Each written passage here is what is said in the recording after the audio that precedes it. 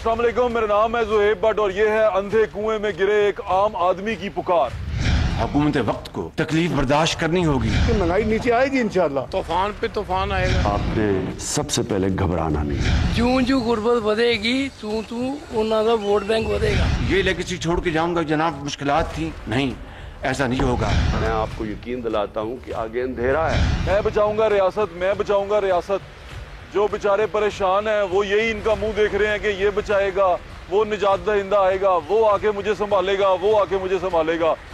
इस्लामी जमहूरिया पाकिस्तान एक आइन के तहत चलता है। वो आइन जो सा है वो जहाँ बड़े लोगों के हकूक़ की हिफाजत करता है, सरकारी मुलाजमीन के हकूक़ की हिफाजत करता है, वहीं उसी सेम जगह पे वो अपने अवाम की हिफाजत भी करता है, वो उनके हकूक़ की हिफाजत भी करता है। लेकिन हमने जब भी हकूक़ मिलते देखे हैं या किसी को पुरानी तनख्वाहें, पुरानी मरातें, पुरानी चीज़ें या मुअत्तली के दौरान जो तमाम चीज़ें मिलती देखी हैं वो सरकारी मुलाजमीन को मिलते देखी हैं, वो हमारे खादमों को मिलते देखी हैं। तो ये तमाम चीज़ें ऐसी क्यों हैं? क्या आईने पाकिस्तान हमारे साथ नाइंसाफ़ी करता है? क्या आईने पाकिस्तान जो सा है वो अवाम के हकूक़ की हिफाजत नहीं करता? क्या आईने पाकिस्तान के अंदर एक आम शहरी और एक आम मुलाजिम रियासत पाकिस्तान का दोनों के हकूक़ बराबर नहीं है? क्योंकि वो जो मुलाजिम है वो मुलाजिम है पाकिस्तान की अवाम का, उसके हकूक़ पाकिस्तान की अवाम से क्या बहुत ज़्यादा हैं? ये तमाम सवाल हैं जिनका जवाब हम आज तलाश करने की कोशिश करेंगे और हम ये देखेंगे कि निजात दहिंदे जो बार बार हमारी ज़िंदगी में आ जाते हैं, जो बार बार कहते हैं कि हम तुम्हें निजात दिलाएंगे मुश्किलात से, तकलीफ़ों से, फिर उनको बाहर से बुलाया भी जाता है। फिर जब वो बाहर से आते हैं हमें यहाँ रिलीफ देने के लिए, तो हम ये देखते हैं कि सबसे ज़्यादा रिलीफ उन्हीं को मिल जाता है जो हमें रिलीफ देने के लिए आते हैं। आप समझ रहे हैं मैं जिसकी बात कर रहा हूँ।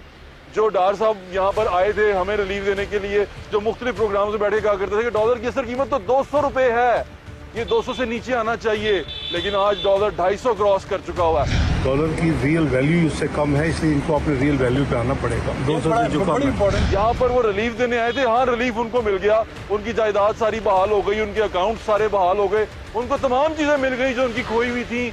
और जो रो रहे थे रिलीफ के लिए, जिन्होंने पिछली हुकूमत से जान इसलिए छुड़ानी थी क्योंकि यार वो महंगाई बहुत हो गई है। पिछली हुकूमत इसलिए बुरी लगती थी कि महंगाई संभाल नहीं रही। वजीर आजम जो उनसे हैं वो लावाली सी बातें करते हैं। आपने सबसे पहले घबराना नहीं। उनसे जान छुड़वाना जरूरी हो गया और अब जो आए हैं उन्होंने तो पहले से भी ज्यादा तबाही मचा दी है। ऐसा क्यों हुआ है?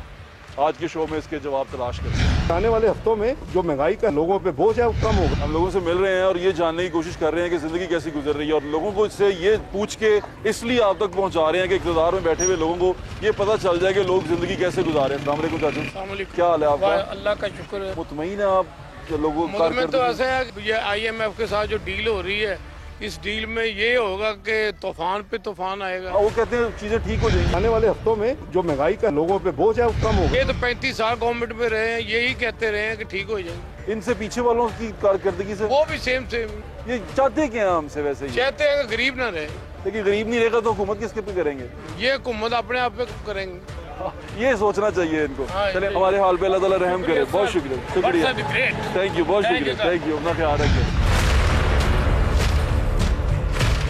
भाई। कितने पैसे कमा लेंदे हो? पैसे 2015। जिंदगी कैसी गुजरी बाबा जी? शुक्र अल्लाह का, बेहतरीन। हालात जेडे सख्त होंदे जा रहे ने, तुसी समझदे हो कि हुकूमत सही काम कर रही है? ना अल्लाह का शुक्र है, जो जो जो बन जाता है 200-400 बच जाता है, अब गुजारा हो जाता है। चले अभी काम करें। कितना माल है अपने पास? क्या 3000 रुपए का। 3000 रुपए का माल मुझे सारा बना के ये 3000 आपका हुआ, रेडी का माल हमारा हुआ। सारे दे दो, वंड दो चने बाबा जी, बनाओ जाओ चने ते बंदे नूं वंडी जाओ, ठीक है?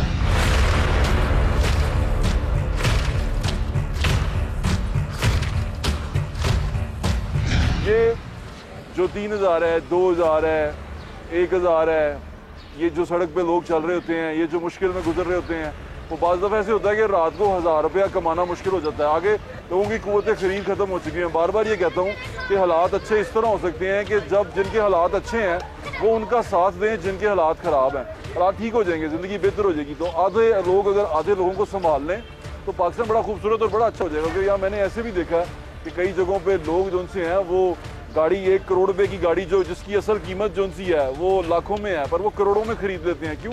पैसे बहुत हैं। और कहीं ऐसी जगह पे है जहाँ रोटी अगर 20 रुपए की हो जाए तो फाकों की नौबत आ जाती है। तो वो जिनके पास इतना पैसा है, मेरे ख्याल से उनको आगे बढ़ना चाहिए। मुल्क उनका है, या उन्होंने रहना है, उनके बच्चे यहीं रहते हैं, यही मुस्तकबिल है, यहीं हम लोग रहते हैं, तो हम इस माशरे को क्यों ना अच्छा बनाएं और इस माशरे को रहने के काबिल बनाएं। ये मेरी दरख्वास्त है आप सबसे।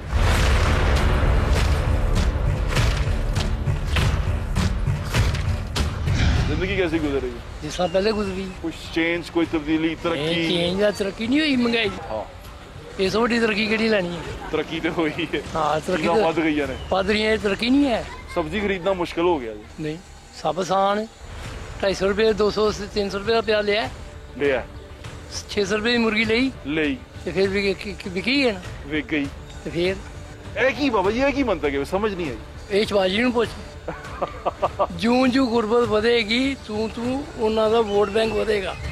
ये लेगेसी छोड़ के जाऊंगा जनाब, मुश्किलात थी और हमने जनाब हाथ पांव नहीं मारे और कोशिश नहीं की। नहीं, ऐसा नहीं होगा। आई समझ महंगाई वधी जाएगी। महंगाई कितने है? महंगाई नहीं, चीज़ां विकदियां पई हैं, पेट्रोल भी विक रहा है, सारी चीज़ां विक विकदियां पई, गड्डियां भी विकदियां पई हैं, गड्डियां भी विक रही हैं लम्मियां। लम्मियां। ओह वाह जी वाह।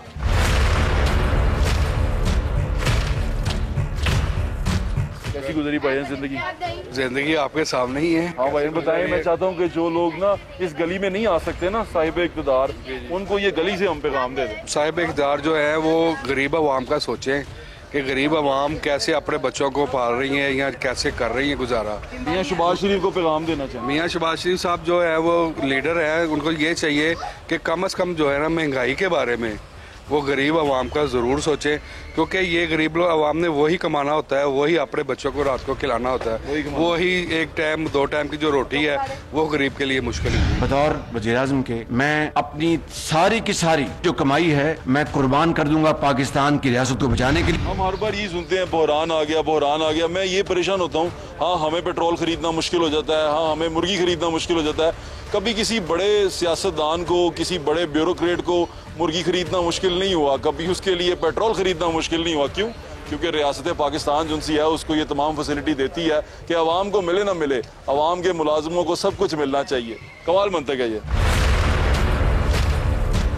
ये क्या हुआ आपकी टांग में? ये सर शुगर का जख्म था। अच्छा, तो पाँव काटने लगे थे, अभी तो काफ़ी बेहतर है। अच्छा, ये इतनी सारी तकलीफ आपको आई रियासत हुकूमत पाकिस्तान या मुल्क पाकिस्तान के अंदर हमारे लिए किसी ने कुछ नहीं किया। आपने गवर्नमेंट से राब्ता करने की कोशिश की किसी सरकारी? बहुत मरतबा। कहाँ राब्ता किया आपने? सर पीटीआई से भी किया है, नून लीग से भी किया है, लेकिन किसी ने कोई जवाब नहीं दिया। अस्पताल वाले क्या कहते हैं? हॉस्पिटल गया था, वो कहते पैसे लगेंगे, पैसे वो दवाइयाँ लिख कर देते थे, बाजार से जाकर ले, तो बाजार से मैं नहीं ले सकता था। इंसुलिन तो बहुत महंगी हो गई है। सर वो 1000 की बाजार से मिलती थी। ऊपर कितने की आती थी पहले? 500-600 की आती थी और अब 1000 अभी 1000 रुपए की है। आपको लगता है कि इस मुल्क में जब बंदा इस तरह बीमारी की हालत में आ जाए तो रियासत मुल्क बहुत मुश्किल है। अल्लाह ताला आपके हाल पर रहम करे, अल्लाह ताला आपको सेहत और तंदुरुस्ती दे, मेरी दुआ है आपके लिए। अब क्या हाल है, कैसी जा रही दुकान? बाजी कुछ नहीं, खराब है सारा कारोबार, तब मंदा बिल्कुल बेड़ा कर। क्यों खराब हो गया बाबा जी, की है? भाई इतनी महंगाई बहुत हो गई है, क्या करें हम, पहले बैठ के घर चले जाते हैं। रोज के कितने पैसे कमा लेते हैं? 100-150 रुपया मिलता है, वो भी मुश्किल से।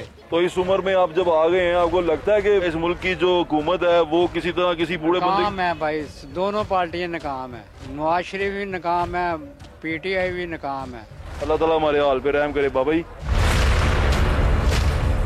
बात वहीं पे आगे खत्म होती है, वो ये है कि जब आदमी मुल्क के अंदर मुमलिकत खुदादाद इस्लामी जमहूरिया पाकिस्तान के अंदर एक उम्र को पहुंच जाता है, बूढ़ा हो जाता है, तो उसकी जो रियासत है, उसका जो मुल्क है, उसकी जो हुकूमत है, वो उसका कितना साथ देती है।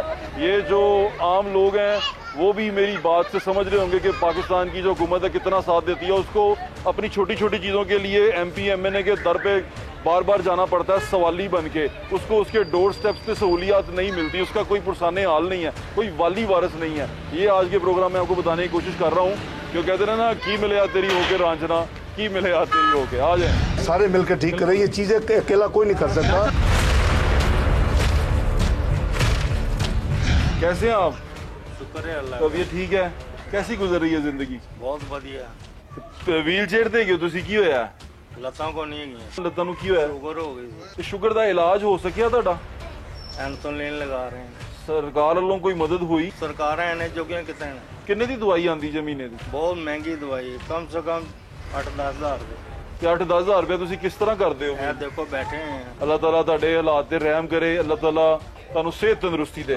ਮੇਰੀ ਦੁਆ ਹੈ ਤੁਹਾਡੇ ਵਾਸਤੇ। ਪਾਕਿਸਤਾਨ ਦੇ ਜਿਹੜੇ ਹੁਕਮਰਾਨ ਨੇ ਕੁਝ ਕਹਿਣਾ ਚਾਹੋਗੇ ਉਹਨਾਂ ਨੂੰ? जो उन्होंने गरीब नजर को नहीं ਮੈਂ ਉਹੀ ਜਿਹੜਾ ਇੰਨੀ ਉਮਰ ਗੁਜ਼ਰਨ ਤੋਂ ਬਾਅਦ ना सेहत मिल सकी ना कोई सहूलत मिल सकी।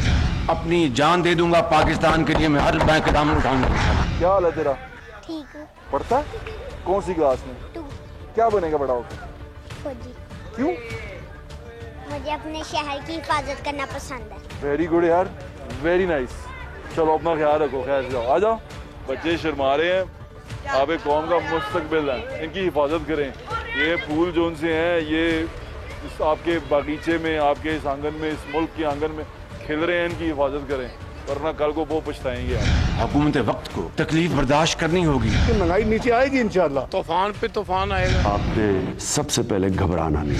मैं हमारे साथ मौजूद हैं जवाद हफीज साहब। जवाद हफीज साहब मेरे बहुत प्यारे दोस्त हैं और रिसर्चर बहुत अच्छे हैं। इकोनॉमी पे बड़ा खूबसूरत इनकी ग्रिप है और उसके बाद ये एडवाइजर भी हैं स्टॉक मार्केट के ऊपर, लोगों को एडवाइस करते हैं स्टॉक के लिए, पैसे के तमाम खेल को समझते हैं, एंटरप्रेन्योर हैं, अपने बच्चों को, नौजवानों को सिखाते हैं कि एंटरप्रेन्योरशिप होती क्या है और बिजनेस कैसे किया जाता है और अपने पैरों पे कैसे खड़े होना है। तो मैं इनसे आज ये पूछना चाहता हूँ कि पाकिस्तान, ये मुल्क अपने पैरों पे खड़ा क्यों नहीं हो पाया?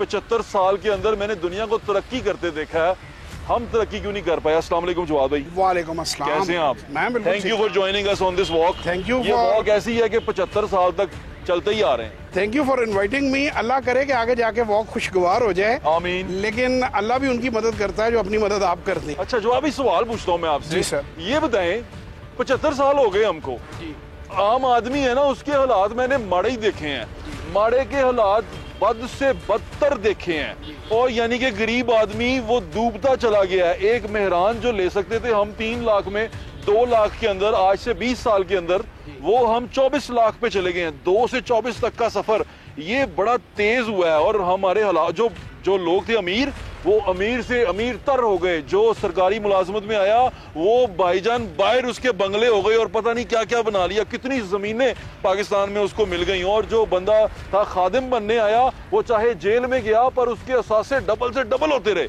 ये क्या गोरख धंधा है? आपने जो इखराजात हैं उनका तवाज़ुन मेंटेन करना होता है। ये मेरा खर्चा, ये मेरी आमदन, ये बराबर होएगा तो मैं तरक्की करूंगा। अब हमने क्या किया हुआ है कि हमने अय्याशियाँ की हुई हैं एज अ स्टेट, जो है कि आप अभी देखें शाइये दिए जा रहे हैं, खूबसूरत। आप 9,000 केनाल, अभी मैं रिपोर्ट, ऑथेंटिकेटेड रिपोर्ट देख रहा हूँ, 9,000 केनाल पे सरकारी अफसरान के घर हैं, 5 केनाल से लेके 100 केनाल तक है।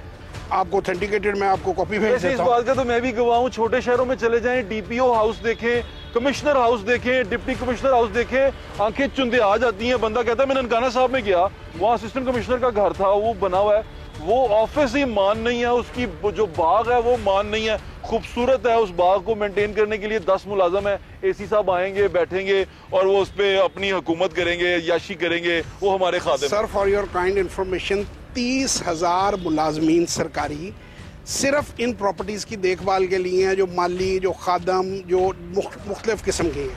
अच्छा। हाँ, आप वो 30,000 मुलाजमीन जिनको 5.10 अरब रुपए सालाना जिनका खर्चा है, उनका और कोई सरकार में काम नहीं है, कोई कुछ वो और नहीं कर रहे, वो बस इस घर को मेंटेन कर रहे हैं। जैसे आपने वाह वाह, करो घर मेंटेन। अच्छा फिर एक बात बताएं जी, जब हम ये सारा कुछ कर रहे हैं जी, तो ये सारा कुछ घर मेंटेन कर रहे हैं, सिक्योरिटी पे भी पैसा लगा रहे होंगे फिर हम? डेफिनेटली। जब वो मैंने आपको बताया कि कई जगह पे तो अंदर चौकियां बनी हुई हैं, उसके अंदर सिपाही बैठते हैं बाकायदा, जो कि उसी की हिफाजत करते हैं। ये निजाम तो मुझे ऐसा लगता है कि ईस्ट इंडिया कंपनी का है, गोरे साहब का। इवन गोरा साहब में अकाउंटेबिलिटी थी। अगर आपने लगान फिल्म देखी हो तो उसको गोरा साहब ने सजा दी थी फिल्मों की बात कि तुमने जो है वो, गोरा साहब आपको पता है वो कितने अकाउंटेबिलिटी पे सख्त थे। East India company was a listed company on stock exchange और उसका प्राइम ऑब्जेक्टिव पैसे कमाना था। वाह वाह वाह। Queen was the chairman. और ये सोचें कि यहाँ पर तो एसी अरबों रुपया लेके दौड़ जाता है। सर वो इसलिए दौड़ जाता है ना कि अकाउंटेबिलिटी कोई नहीं है। मैं ये देख रहा हूँ कि आप on the verge of collapse हैं। आपका जो सर्कुलर डेट है वो तकरीबन 4,000 अरब रुपए के करीब पहुंच गया है। अच्छा मैं नाज़रीन आपको एक छोटी सी बात शेयर करता चलूँ। जवाब भाई हमारे साथ मौजूद हैं, उनकी मौजूदगी का फ़ायदा भी उठाते हैं कि जो कमिश्नर हाउसेज हैं या सरकारी मुलाजमीन के घर हैं, जो बहुत बड़े बड़े अफसरान के, हमारे खादमों के, हमारे मुलाजमों के हमें जो सर्विस देते हैं उनके घर हैं वो देखने से ताल्लुक रखते हैं। उनको जो आसाइशें मिलती हैं, गाड़ियां मिलती हैं, पेट्रोल मिलता है, वो उसका हिसाब ही आप नहीं ले सकते। आपको समझ नहीं आएगी, आप एकदम फंस जाएंगे कि हुआ क्या है। दुनिया में पेट्रोल पाकिस्तान में 500 रुपए लीटर हो जाए, 1000 रुपए लीटर हो जाए, उनके लिए जो पेट्रोल की मद है हुकूमत पाकिस्तान ने उनको देना ही देना है। रियासत पाकिस्तान उनको वो पेट्रोल देगी। कभी पेट्रोल का बहरान सरकारी मुलाजमीन के लिए नहीं आएगा, खादमों के लिए नहीं आएगा, हमारे सर्विस प्रोवाइडर के लिए नहीं आएगा। जो अजाब आएगा वो हम पे ही आएगा। इस तरह का बहरान आएगा हम पे ही आएगा। हमने ही रोटी अपनी जो सी है 1 से आधी करनी है, हमें ही मुर्गी किलो से आधा किलो खानी है। इन्होंने कुछ नहीं करना। सर आप मैं मतलब माजरत के साथ यहाँ पे कहूँगा, कई शाइयों में मैं खुद भी शामिल हुआ। जब इनवाइट करते हैं नहीं, वो तो देखें आपको भी कोई दोस्त बुलाएगा, आप चले जाएंगे। लेकिन वहाँ पर जिस तरह मैंने देखा है ना कि जिस तरीके की पार्टियां चल रही हैं, नोबडी बॉदर्स, नोबडी केयर्स। देखें यहाँ पे कायदे आज़म का एक आप याद रखें कॉल कि उन्होंने कहा जी मीटिंग्स लंबी हो जाती हैं तो चाय का कोई इंतजाम होना चाहिए। तो कायदे आज़म ने कहा कि मैं पाकिस्तान के खजाने पे बोझ नहीं डाल सकता, जिसने पीनी है घर से पी के आए या थर्मस में लाए वो बैठ कर पिए। ये है कायद। जवाब भी मुझे आप छोटा सा सवाल का जवाब दें। जब रियासत पाकिस्तान पैसा हमसे भी इकट्ठा करती है, हमें फाइलर बनाती है, हमसे जो हम तनख्वाहें लेते हैं उसमें से पैसे लेती है, जो हमें GST लगाती है, जो हम दुकान में चीजें खरीदते हैं उस पे लेती है, इनकम पे लेती है, प्रॉपर्टी पे टैक्स लेती है, सारे पैसे इकट्ठे करने के बाद वो बाहर से वो पैसे भी लेती है। वो इतने पैसे का करती क्या हमें एजुकेशन का बहुत वसी निजाम बिछा हुआ है पूरे मुल्क में कि लोगों को फ्री एजुकेशन मिल रही है और टॉप क्लास एजुकेशन मिल रही है, टॉप क्लास असातिज़ा रखे हुए हैं, टॉप क्लास वो फीसें ले रहे हैं, तनख्वाहें ले रहे हैं रियासत पाकिस्तान से, जिस वजह से रियासत पाकिस्तान को पैसा चाहिए। रियासत पाकिस्तान ऐसे अस्पताल चला रही है और दवाइयां मुफ्त दे रही है, किसी भी बीमारी का इलाज मुफ्त हो रहा है, कोई पैसा देना नहीं पड़ रहा, क्योंकि रियासत पाकिस्तान ये इतना पैसा हमारी सेहत पे लगा रही है। रियासत पाकिस्तान क्या हमें इतनी सिक्योरिटी दे रही है कि हमारे लिए इतने पुलिस वाले रखे हुए हैं और वो हमारी ड्यूटी कर रहे हैं और हमारी जानो माल को महफूज बना रहे हैं कि रियासत पाकिस्तान को इसलिए पैसा चाहिए। क्या ये 3 काम जो मैंने बताए हैं, जानो माल की हिफाजत, सेहत के बुनियादी सहूलतें वो और तालीम, बेहतरीन तालीम के मराकज़ कायम करना, ये तीनों चीजें रियासत पाकिस्तान कर रही है अपने अवाम के लिए? बिल्कुल नहीं कर रही। देखिए बड़ा सिंपल, मैं इसको बड़े आसान अल्फाज में समझाता हूँ। रोने को दिल कर रहा। जैसे आपकी सैलरी आपके घर आती है, फर्ज करें हम हाइपोथेटिकली 100 रुपया सैलरी कह देते हैं, तो जैसे ही सैलरी पहुंची आपने 80 रुपए का तो आईफोन खरीद लिया आपने। ये मैं रियासत की मिसाल ही दे रहा हूँ, अल्ले तल्ले करते हुए चाइना के फोन रखे हुए हमने, आईफोन अल्ले तल्ले नहीं, मैं आपकी बात नहीं कर रहा। जो रियासत पाकिस्तान है, देखें आपकी रियासत पाकिस्तान के पास 80 वजीर क्या कर रहे हैं। अच्छा। IMF से जो 6 महीने पहले डॉक्यूमेंटेशन हो जानी चाहिए वो आज आखिरी दिन तक नहीं हुई। वो ज्यादा कंसर्न है, ये कम है। 80 वजीर गाड़ियां चला रहे हैं, घूम रहे हैं, फिर रहे हैं, इंजॉय कर रहे हैं, गरीब अवाम के पैसों के ऊपर पल्ले से नहीं कर रहे हैं, लल्ले तो लल्ले हो रहे हैं। और ये वो हैं जो बचाने आए हुए हैं। बातें सुने जरा इनकी, 1-2 सुन के आए, फिर मैं आपको बताता हूँ। हुकूमत वक्त को तकलीफ बर्दाश्त करनी होगी, पहले ही अपनी मिसाल देनी होगी, उसके बाद मैं आवाम से कहूंगा कि जनाब आप भी इसमें हिस्सा डालें। जो पाकिस्तान की आवाम के ऊपर बोझ पड़ता है इनकॉम्पिटेंस की वजह से, कि जिस तरफ ये लेके जा रहे हैं हमें कोई मुस्तकबिल नहीं है इस मुल्क। मैं रिप्रेजेंट कर रहा हूँ एक आम आदमी को, सड़क पे बैठा हुआ है, जमीन पे बैठा हुआ है, उसको रिप्रेजेंट कर रहा हूँ, उससे मिल के आया हूँ। ये डेप्ट बता रहे हैं, GDP बता रहे हैं, ये गर्दिशी कर्जे, ये सारी चीजें, ये गोरख धंधा है मेरे लिए और मेरे सुनने वालों के लिए। मैं समझ नहीं पाता इसको, मुझे सिर्फ इतना पता है ये देने हैं। मुझे ये तो बताएं, पैसा जब कर्जा लेते हैं, मेरा केड़ा तुसी मेरी मंजी सही कराती, मैनू मेरे प्यो नू साइकिल लैती, मेरे मां नू दवाई लैती, की कीता मेरे वास्ते? कर्जे ले लेते की कीता? सर कर्जे लेके उन्होंने गाड़ियां बड़ी मंगवाई, कर्जे लेके उन्होंने इंफ्रास्ट्रक्चर अपने घरों की मरम्मत कराई, घरों की रेनोवेशंस कराई, उन्होंने आपस में बोनसेस बांटे, पार्टीज की, गैर जरूरी सड़कें जिनमें कमीशन मिल सकता था वो बनवाई, अंडरपासेस बन रहे हैं, पुल बन रहे हैं। एक बंदा इंसुलिन के लिए मर रहा है, टांगे कटवा बैठा है, पुल बना रहे हैं। सर जी वो इंसुलिन उसको मंगा कर देंगे, उसमें से इनको कमीशन नहीं मिलेगा। लेकिन अगर आप पुल बनाएंगे तो पुल में पहले कमीशन तय है। जिनके पास बाहर प्रॉपर्टीज हैं वो प्रॉपर्टीज कैसे आती हैं? वो प्रोजेक्ट जो नहीं चाहिए मुल्क को। वॉरेन बफेट की एक कोट है, if you buy things you don't need, soon you have to sell the things you need most. अगर आप ऐसी चीज़ें खरीदेंगे जो आपको नहीं चाहिए तो बहुत जल्दी आपको वो चीज़ें बेचनी पड़ेंगी जिनकी आपको अशद ज़रूरत है। आपका घर, आपके एयरपोर्ट्स प्लेज हैं, आपकी मोटरवेज प्लेज हैं। अब आप OGDC, PPL, ये जो मुनाफा कमाने वाली कंपनियाँ हैं, इनका आप हाल सुन लें। ये जो हर 5 में से 3 कंपनी जो गवर्नमेंट ओन्ड है वो लॉस कर रही है, और जो प्रॉफिटेबल हैं वो अब कतर को दे रहे हैं। ये मुझे बताएं, एक प्राइवेट एयरलाइन हमारी कौमी एयरलाइन के साथ चलती है जी, चलती है चलती है, उसका जो नेटवर्क है वो भी हमारी कौमी एयरलाइन जितना बड़ा नहीं है। बिल्कुल ठीक है। वो प्रॉफिट में है, ये नुकसान में क्यों है? भाई वो प्रॉफिट में इसलिए है, उसने उतने बंदे रखे हैं जितनों की उन्हें जरूरत है। वो मुफ्त टिकटें नहीं बांटते, वो MNA MPS को टिकटें नहीं देते, सरकारी एहलकार को अपग्रेड नहीं करते, वो एयर होस्टेसें फरमाइशों पर नहीं रखते। यहाँ पे वजीरों के कहने पे एयर होस्टेसें भर्ती होती है, कहते हैं ऐसी ऐसी एयर होस्टेस है जो चेयरमैन PIA बदला देती है।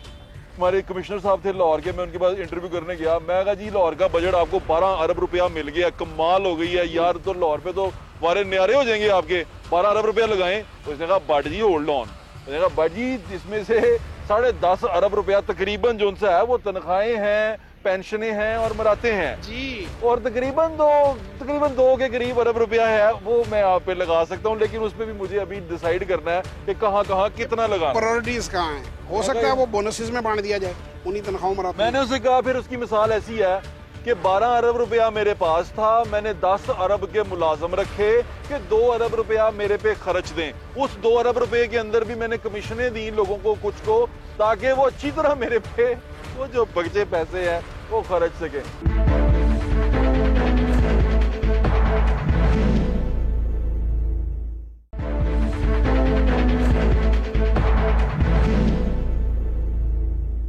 हुकूमत वक्त को तकलीफ बर्दाश्त करनी होगी, महंगाई नीचे आएगी इंशाल्लाह। तूफान पे तूफान आएगा। मैं आपको यकीन दिलाता हूँ कि आगे अंधेरा है।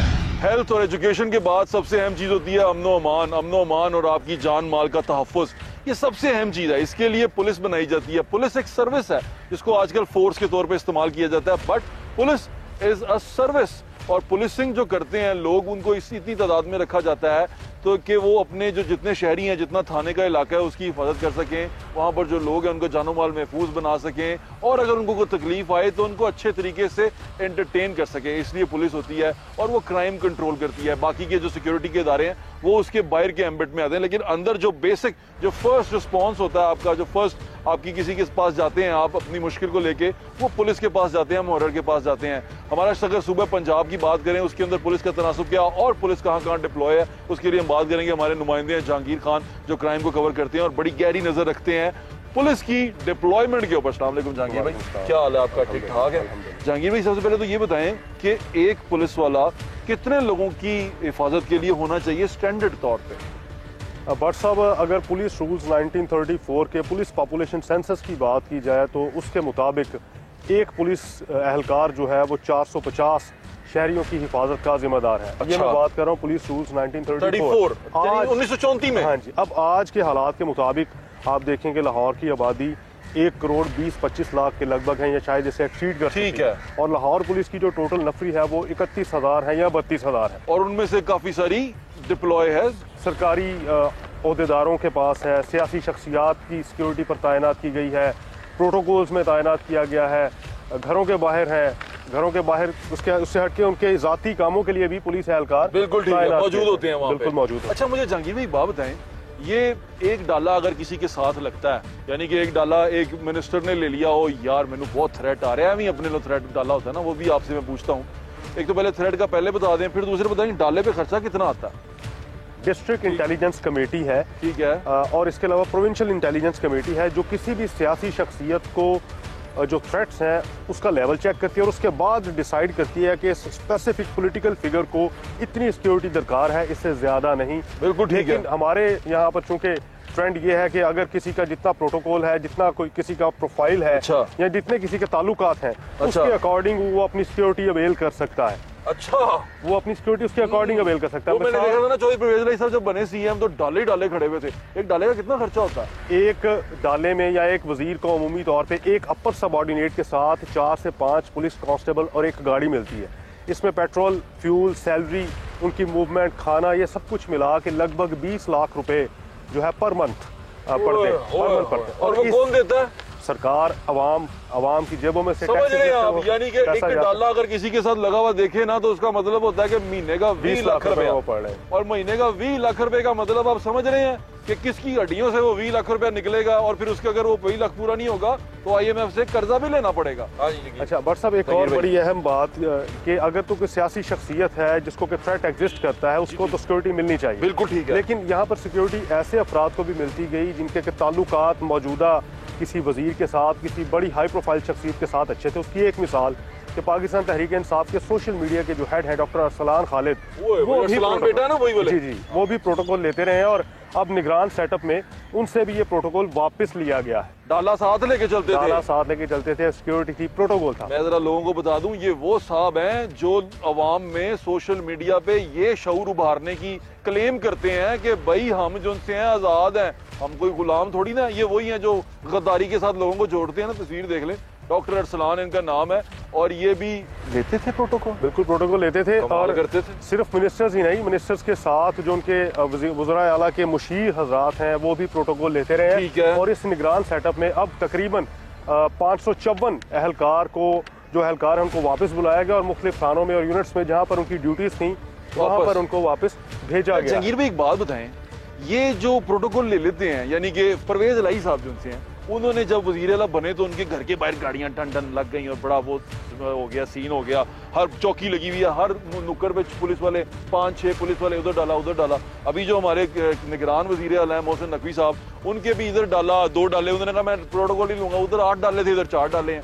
तो डाले तो खड़े हुए हैं वहां पर मौजूद हैं, लेकिन जब ये लोग आते हैं, ओहदा लेते हैं, तो इनके साथ ये इतने सारे लोग आ जाते हैं। लेकिन जब ये ओहदा छोड़ जाते हैं, जैसे परवेज इलाही साहब छोड़ गए तो सारे डाले हट गए, तो अब उनकी जान को खतरा नहीं है। अगर कोई वज़ीर आला है तो उसको ब्लू बुक या ग्रीन बुक डिसाइड करती है कि उसका प्रोटोकॉल क्या होगा। ये गोरे की है, इनफैक्ट ये ब्लू ग्रीन बुक गोरे की है, ऑब्वियसली उन्होंने गोरे की है, समझ रहे ना, ईस्ट इंडिया कंपनी। और उसके बाद फिर आगे जो आपके मुल्क की मौजूदा सूरत हाल है उसके अकॉर्डिंग जो आपका सेटअप होगा, जो हुक्मरान होंगे वो डिसाइड करेंगे कि आपको अपनी सिक्योरिटी किस तरफ ज्यादा लगाने की जरूरत है। अभी मौजूदा हालात में वो मुझे ऐसा लगता है पुलिस वाले साथ जा रहे हो, सीएम जा रहा हो तो ऐसे हटाते हैं, पिछड़ जाओ सीएम आ गए। इसमें फर्क है, रिपोर्टर को भी धक्का दे देते हैं। इसमें फर्क है सिक्योरिटी में और प्रोटोकॉल में।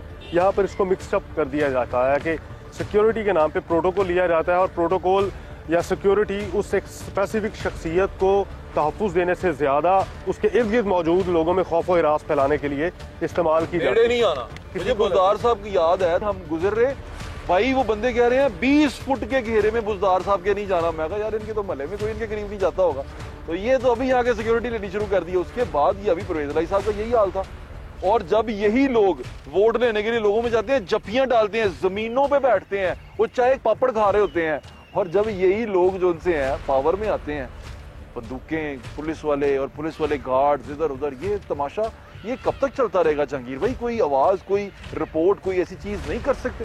सर इसमें बड़ी सारी जो बातें हैं वो बड़ी सारी बाउंडिंग्स हैं कि हम एक खास लिमिट को क्रॉस नहीं कर सकते या उससे आगे आकर सिक्योरिटी के नाम पे, क्योंकि पाकिस्तान ये दोबारा से हालत जंग में है, काफ़ी सारे थ्रेट्स एग्जिस्ट करते हैं जो अवाम को थ्रेट नहीं होते। अवाम को भी, अवाम आप देखें ना कि मस्जिद में पेशावर पुलिस लाइन मस्जिद में ब्लास्ट हुआ, कितने बेगुनाह शहरी जो है वो अल्लाह को प्यारे हुए शहीद हुए, 100 से ज़ायद शहादतें हैं। जहांगीर भाई आपका बहुत बहुत शुक्रिया आपके वक्त का। प्रोटोकॉल के नाम पे जो साइल से आपका जो मुश्किलात हल करने वाला आपका मुलाजिम दूर हो जाता है, वो नहीं होना चाहिए। उसकी जिंदगी को खतरा, बिल्कुल खतरा होगा यार, तो उसकी हिफाजत कर लेनी चाहिए। बिल्कुल हमारे मुलाजिम है, हमें उनको ख्याल रखना चाहिए, हमारे नुमाइंदे हमें उनका ख्याल रखना चाहिए कि यार ऐसी कोई उनको खुदा ना खास्ता तकलीफ ना पहुंचा दे तो हमें हमारी खिदमत कौन करेगा, हमें सर्विसेज कौन देगा, तो हमें उनका पूरा ख्याल रखना चाहिए। लेकिन उसके साथ साथ उनको भी ये ख्याल रखना चाहिए कि भाई ये जो लोग, मैं सिक्योरिटी के नाम पे लोगों को खुद से दूर कर देता हूँ, ये लोगों की वजह से तो मैं इस सीट पे बैठा हुआ हूं।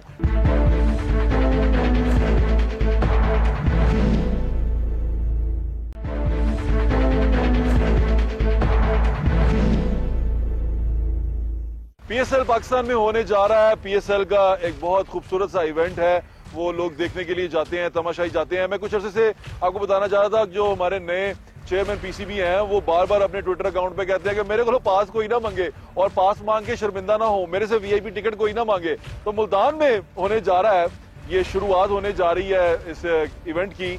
वहां पर हमारे नुमाइंदे मौजूद हैं, मुकर्रम साहब। तो मैं भी मुकर्रम साहब से कुछ पूछना चाह रहा हूँ, उसके बाद मैं आपको इवेंट बताऊंगा। मुकर्रम, अस्सलाम वालेकुम, कैसे हो आप? जी वालेकुम अस्सलाम। भट्ट साहब मैं बिल्कुल ठीक हूँ। ठीक ठाक हो, तबीयत ठीक है? बिल्कुल, मैच मुझ देखने जाओगे? बिल्कुल, मैच तो जरूर देखने जाएंगे और इसकी जो तैयारी है वो भरपूर अंदाज से जारी और सारी है। और अच्छा जी, बिल्कुल ठीक। मुकर्रम मेरी बात सुनो, मैं तुमसे ये पूछना चाह रहा हूँ यार, मेरे चाचू हैं जी वो सब्जी लगाते हैं गली में, उनके लिए पासेस चाहिए VIP। बेचारा बड़ा गरीब आदमी है पर मैच का बड़ा शौक है, बड़ी दुआएं करता है टीमों के लिए, तो यार उसको VIP पास मिल जाएगा? देखें, VIP पास तो बहुत दूर की बात है, वो आम जो पास है ना वो भी नहीं मुयस्सर, उनको वो बिल्कुल भी नहीं मिल सकता। अच्छा, नहीं मिल सकता? बिल्कुल नहीं मिल सकता। वो कैबिन का जहाँ शीशे लगे होते हैं वहाँ बैठ के नहीं वो मेरा चाचा मैच देख सकेगा? बिल्कुल भी नहीं देख सकते। वो यार गरीब आदमी है, बड़ा टैक्स टुक्स भी देता है बेचारा यार, वो जितनी रोटी कमाता है, जितने पैसे कमाता है, अपनी टैक्स भी देता है यार, उसको दिखाओ यार पाकिस्तान का इज्जतदार शहरी है। बिल्कुल वो पाकिस्तानी शहरी हैं, लेकिन मसला यहाँ पे यही आ रहा है कि जो इज्जतदार और जो गरीब शहरी हैं वो जो है वो बिल्कुल दूर हैं, उनको पासेस मुयस्सर नहीं है। और अच्छा, पासेस बटे हैं मुकर्रम? मुझे तो देखने में ही नहीं आए कहीं पे, और लोग सिर्फ हमसे जो मेरे जानने वाले हैं वो मुझे फोन करके पूछ रहे हैं भाई कोई पास दे दें, कोई पास दे दें, और मैं यार उनसे को पैसे खरीद के देखो यार। लेकिन मुझे इतना बताओ, क्या पासेस हैं? कोई ऐसी चीज है पासिस के नाम की? क्योंकि नजम सेठी साहब बार बार कह रहे हैं कि भाई मुझसे कोई ना मांगे, तो कोई ना मांगे, कोई ना मांगे, तो छपे तो होंगे थोड़े पासिस। छपे हैं, बिल्कुल जरूर छपे हैं, लेकिन नजम सेठी साहब भी कह रहे हैं कि मुझसे कोई ना मांगे, तो हम जैसे तो वैसे ही कह सकते हैं कि भाई हमें तो दिखाई भी नहीं दिए। तो अच्छा, दिखाई भी नहीं दिए? जी। अच्छा, अब एक चीज आपने नोट करनी है, मैं चाहूंगा इवेंट आप जरूर कवर करें, आप जरूर जाएं। जो VIP बॉक्सेस में आपने बताना है कि जो VIP गाड़ियां अंदर तक जाएंगी वो सरकारी होंगी या प्राइवेट गाड़ियां भी अंदर तक जाएंगी, ये आपने प्लीज जरूर बताना है हमें। ये जब जिस दिन इफ्तिताही तकरीब है और मैचेस का आगाज होगा उस वक्त जाके पता चलेगा क्या कि प्राइवेट गाड़ियों को क्या रेड कार्ड जो है वो मुयस्सर है जो ग्राउंड के अंदर तक की रसाई होगी, क्योंकि बिल्कुल ठीक है मुकर्रम जानी क्योंकि मीडिया वालों को जो है वो ग्रीन पास दिया गया, और वो ग्रीन पास जो है वो सिर्फ और सिर्फ स्टेडियम के सामने जो है वो मौजूद होगी गाड़ी। इसके अलावा हम जो है वो तकरीबन कोई 300 मीटर जो है वो फासला तय करके स्टेडियम के अंदर तक जाएंगे जी। तो हमने ये इवेंट जो है इसको बहुत खूबसूरत इंशाल्लाह बनाना है। इंशाल्लाह पासेस जो अपना ख्याल रखना और दिल लगा के इसकी करना, वो क्या कहते हैं कवरेज, और ये जरूर बताना कि कौन कौन सा बड़ा बंदा गया है अंदर मैच देखने के लिए। जरूर। Thank you Mukarram, thank you so much. Mukarram की बातें आपने सुन ली और मुकर्रम साहब ने जो फरमाया वो भी आपने सुन लिया। खबर ये थी कि कुछ दिनों पहले सोशल मीडिया पे चल रहा था, एक बहुत बड़े इदारे के बहुत बड़े लोगों ने PCB को खत लिखा है और कहा है कि हमें बहुत बड़े बड़े पासेस चाहिए बड़े बड़े लोगों के लिए, बड़े बड़े प्रोटोकॉल के साथ। तो ये बड़े बड़े लोग, बड़ी बड़ी बातें हम छोटे लोगों को समझ आना शुरू हो गई हैं। ऐसा मत सोचिएगा कि हमें समझ नहीं आ रही, सब समझ आना शुरू हो गई हैं। और ये भी सुनने में आया कि उन्होंने वो तमाम जो रिक्वेस्ट की थी वो वापस ले ली है, क्योंकि प्रेशर बहुत बड़ा है। लोगों ने कहा मुफ्त देखोगे तुम जाके मैच और हम पैसे खरीद के देखेंगे, और ये क्या करोगे? बाबा कौम का मैसेज है, go forward with courage and hope, यानी कि आगे बढ़ो हिम्मत और उम्मीद के साथ। उम्मीद नहीं तोड़नी चाहिए। आज की सारी गुफ्तगू में, आज की सारी बातों में एक उम्मीद जरूर है कि हमें पता चल गया है प्रॉब्लम क्या है, बस दूर करनी है।